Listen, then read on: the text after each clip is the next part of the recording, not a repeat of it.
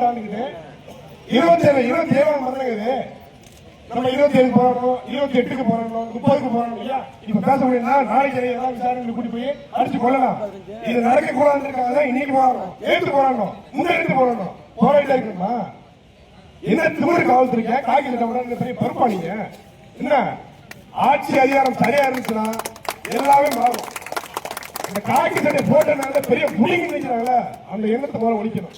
சில பேர் உடனே பிரஷரே இருக்காங்க. அதனால ஏன் பிரஷர் பொன்னாடி கல்யாணத்து சொல்லுவியா, உன் புள்ள சொல்லுவியா? சொல்ல பிரஷரா இருக்கு. காவல்துறையிலும் நல்ல அதிகாரிகள், நேர்மையான அதிகாரிகள் இருக்காங்க இருக்காங்க இருக்காங்க இருக்கார்கள் ஆறுகள் இருக்கார்கள்.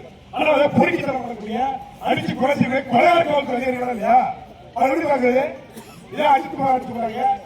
இன்னைக்கு ஆகாஷ் நாளைக்கு எத்தனை பேர் ஒரு எஸ்பி மாதிரி வந்து பாக்குற திட்டமிட்டே நான் கேட்கிறேன். என்ன வெளிப்படையா முடிப்பட்டீங்களா இந்த சமூகத்தை நம்ம புறக்கணிக்க அப்படின்னு?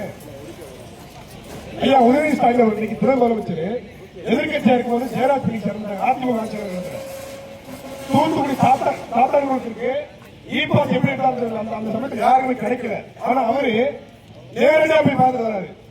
ஆனா இங்க ஆகாஷ் இருந்திருக்காரு, அடிச்சு கொலை பண்ணிருக்காங்க, கொலை பண்ணிட்டாங்க. காவல்துறை என்ன நீதிமன்றத்தில் துப்பு இல்ல.